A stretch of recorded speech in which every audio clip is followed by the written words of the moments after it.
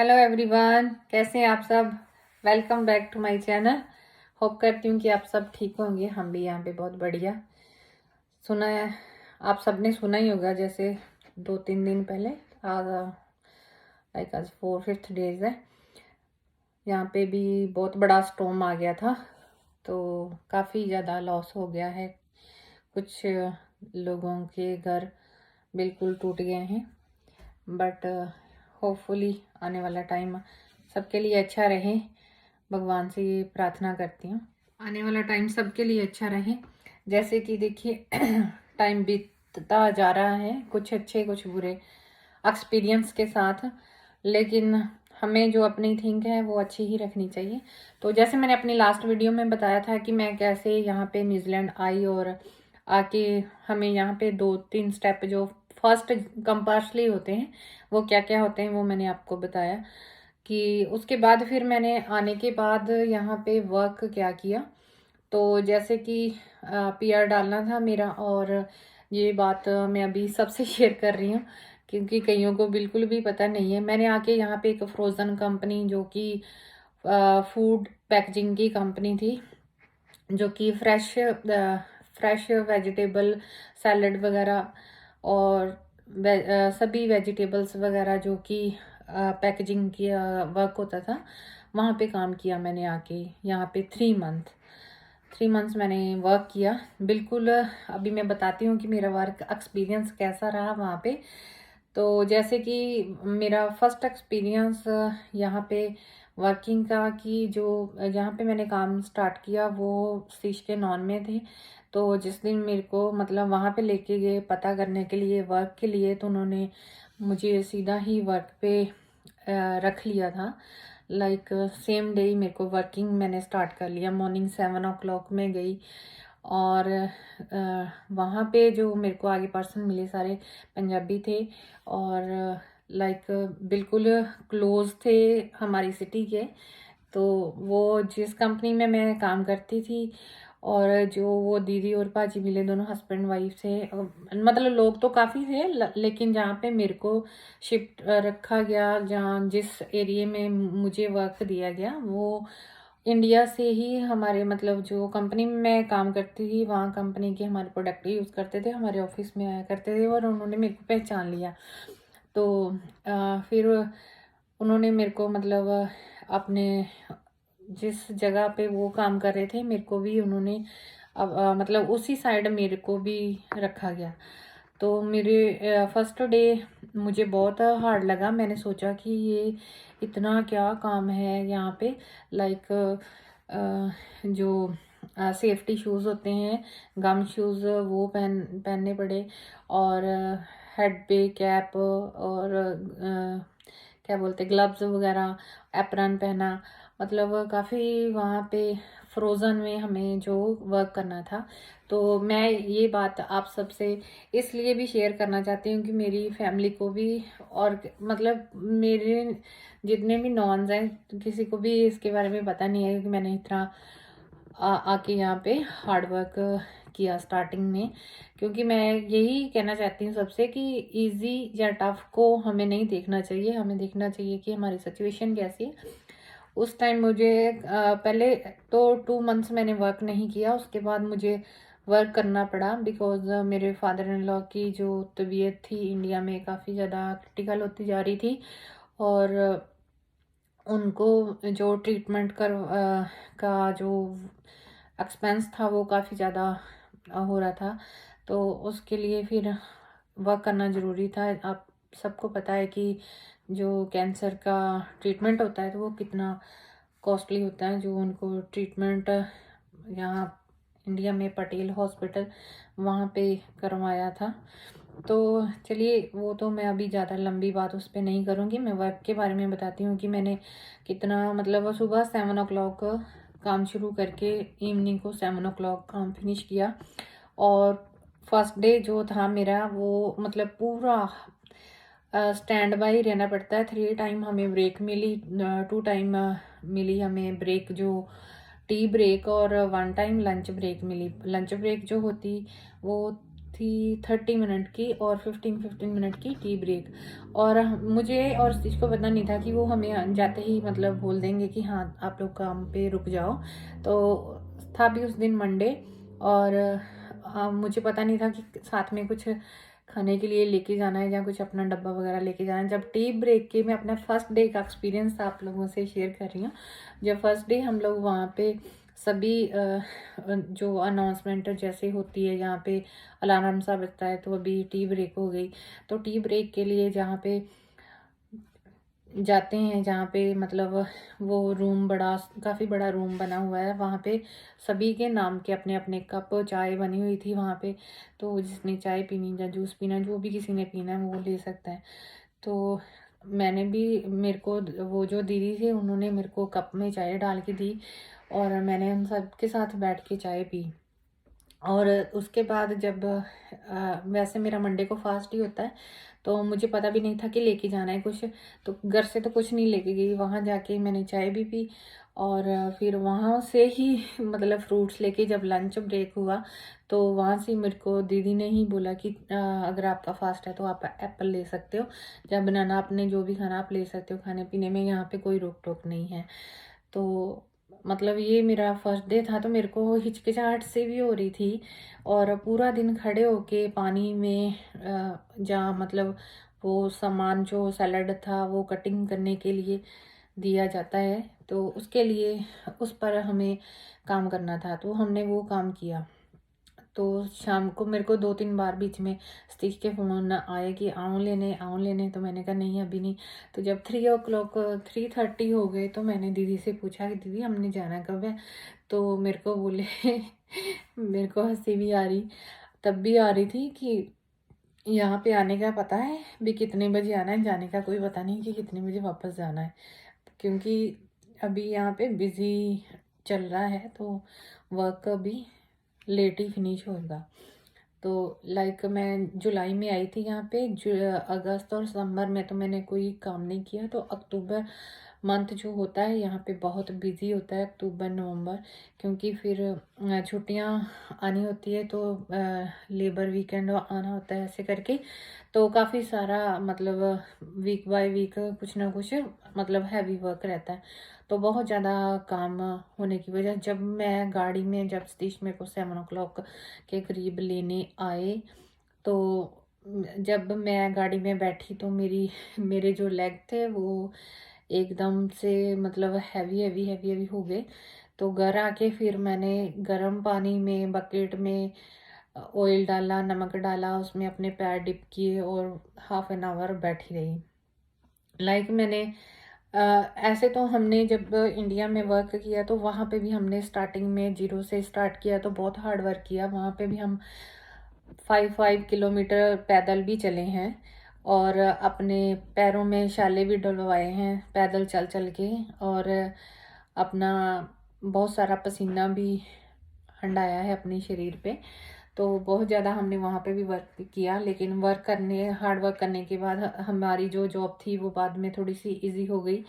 लेकिन यहाँ पे आके स्टार्टिंग में जैसे मैंने 0 से शुरू करना था, तो वर्क तो वैसे मैंने नहीं करना था, लेकिन मेरे को करना ज़रूरी हो गया, क्योंकि एक तो पीआर डाली हुई थी वहाँ पे, उन्होंने मेरा टैक्स वगैरह भी देखना था, और फिर पापा की भी तबीयत इंडिया ख़राब होने की वजह से फिर वहाँ पे भी मनी की और ज़्यादा ज़रूरत थी, क्योंकि वहाँ पे जो वो उनका ट्रीटमेंट हो रहा था वो कॉस्टली हो रहा था काफ़ी।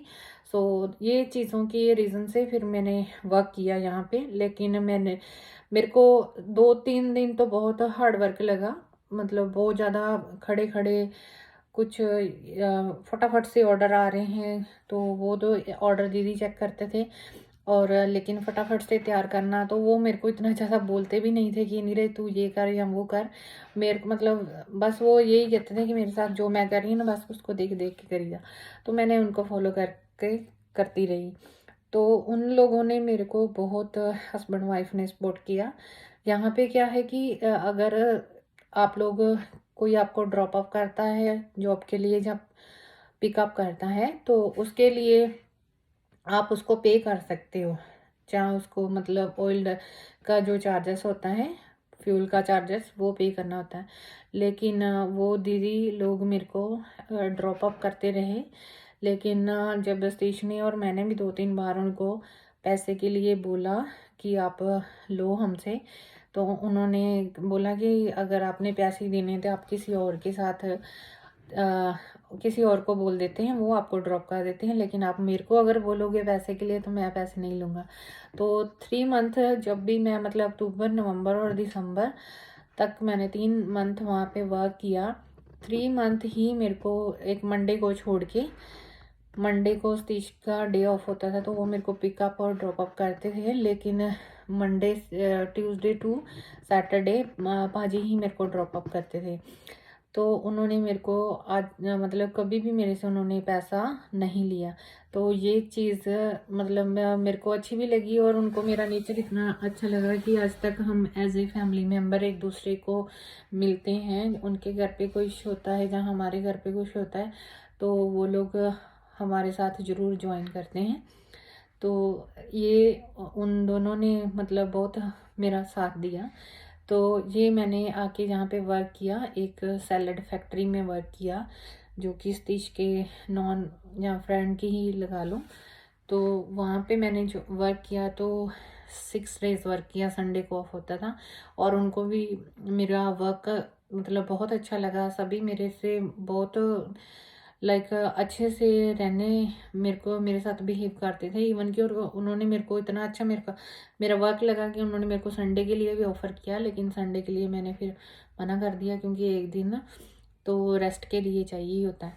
तो ये तो मेरा वहीं पे मैंने वर्क किया। वो मेरा फर्स्ट और लास्ट वर्क था जो मैंने किसी के अंडर यहाँ न्यूज़ीलैंड में किया। उसके बाद फिर से मैं इंडिया चली गई। इंडिया गई और वहीं पे रही। मेरा कोई ये नहीं था कि मैंने परमानेंटली ही न्यूज़ीलैंड रहना है, क्योंकि मैं इंडिया में वर्क कर रही थी। मैं वो वर्क मेरा घर था, परिवार था मेरा, इवन कि एवरीथिंग का फैमिली से भी बड़ा था। और मैं कभी लाइफ में सोच नहीं सकती थी कि मैं वहाँ से क्विट करूँ या किसी और काम में जाऊँ। तो न्यूज़ीलैंड आना फैमिली का तो नहीं कह सकते, लोगों का बड़ा प्रेशर था। लोग कहते थे शादी को इतना टाइम हो गया, अभी तक इधर ही बैठी है, क्यों वो बुला नहीं रहा है। ये सारे क्वेश्चन बहुत कुछ हुए। मेरी फैमिली, मेरे ब्रदर सिस्टर, मेरी मदर फादर ने कभी नहीं बोला। मे भी हो सकता है कि उनको हमारे रिलेटिव वगैरह कुछ बोलते होंगे कि तुम्हारी बेटी की शादी को, क्योंकि मैं वर्किंग थी तो घर पे भी इतना नहीं जाते थे। दिन त्योहार कभी मतलब कभी साल में 1 या 2 बार ही जाती थी घर पे भी, अपनी फैमिली के साथ और अपने ऑफिस में वर्क के साथ अपने बिजी थे हम लोग। मतलब इतना ज़्यादा हमने कभी सोचा नहीं था कि मुझे जाना ही जाना है, ये नहीं माइंड में था। तो रिलैक्स थे। तो उसके बाद जब आ गए यहाँ पे, तो आके तो मैंने 3 मंथ्स हार्ड वर्क किया। उसके बाद जब सडनली फिर हमें इंडिया से फ़ोन आता है कि आपके मतलब पापा की ऐसे ऐसे डेथ हो गई, तो फिर हमें इमीडिएटली जाना पड़ा और फिर इंडिया वापस जाना पड़ा। और वापस क्या जाना पड़ा, मैं तो चाहती थी कि मैं इंडिया ही रहूं, क्योंकि मेरे को वहाँ वाला वर्क ज़्यादा अच्छा लगता था। स्टार्टिंग में मेरे को थोड़ा सा न्यूजीलैंड में अच्छा नहीं लग रहा था रहना अकेले, जैसे वहाँ पे इतनी हमारी फैमिली, इतना सारा कुछ थे, तो इसलिए थोड़ा सा स्टार्टिंग में थोड़ा सा नहीं अच्छा लग रहा था, क्योंकि वहाँ पे इतना सारा फ्रेंड सर्कल नहीं कह सकते कि ऑफिस का स्टाफ, उनके साथ सबके साथ इतनी अटैचमेंट लगता ही नहीं था कि ऑफिस है या घर है। तो उसके लिए भी और फिर हमारे टाइम के साथ कुछ ना कुछ चेंज होना ज़रूरी होता है। तो इसलिए किसी और के थॉट हमें अडॉप्ट करने चाहिए, और हमारे अगर किसी को अच्छे लगते हैं थॉट, तो कोई दूसरा भी अडॉप्ट कर सकता है। तो इसलिए हमें थोड़े टाइम के बाद अपने वर्क को चेंजेस करने चाहिए, अपने वर्क में अपने आप में भी चेंजेस करने चाहिए, कुछ नया एक्सपीरियंस लेना चाहिए। तो इस वजह से फिर मैं तो गॉड का थैंक यू भी करती हूँ कि उन्होंने मेरे लिए यहाँ रास्ता ओपन किया। तो फिर फाइनली जो मैं यहाँ पे न्यूजीलैंड में आना था, मेरे को डिसीज़न जो मैंने लिया 2014 नवंबर को, मैं फाइनली फिर परमानेंटली यहाँ पे आ गई। फिर मैं अप डाउन नहीं करने लगी। लाइक 2 ईयर के बाद अभी हम जाते थे, तो एवरी 2 ईयर के बाद इंडिया जाते रहे। तो ये था मेरा यहाँ का वर्क का एक्सपीरियंस। और मेरे अभी ये थॉट है कि हमें एक ही काम को हर रोज़ जहाँ हर टाइम नहीं करना चाहिए। मेरा थॉट है, मुझे नहीं पता मेरे साथ और कितने लोग इस थॉट से कंपैरिजन कर सकते हैं। तो ये मेरा अपना थॉट है कि थोड़े टाइम के बाद, थोड़े टाइम 3 4 5 या 5 मतलब लाइक 5 ईयर के बाद अपने वर्क को चेंज कर देना चाहिए। वहाँ पे हमें अगर नया काम शुरू करेंगे, नया बिजनेस शुरू करेंगे, नई जॉब करेंगे तो वहाँ पे नए लोग मिलेंगे। नए लोग मिलेंगे तो नए विचार होंगे। तो कुछ कुछ हमें चेंज करना चाहिए, कुछ कुछ उनके अंदर भी चेंजेस हमारी वजह से आ सकते हैं। तो इसलिए खुशबू जो है हर फूल की अलग अलग होती है, तो हमें उस खुशबू को एक बार सूंघ के देखना चाहिए, उसका एक्सपीरियंस करना चाहिए। तो जैसे खुशबू अलग अलग अच्छी लगती है, तो ऐसे अलग अलग लोगों के थॉट भी अच्छे लगते हैं। तो ये मेरा अपने थॉट है। तो ज़रूरी नहीं है कि हर कोई मेरे थॉट के साथ मैच भी करे।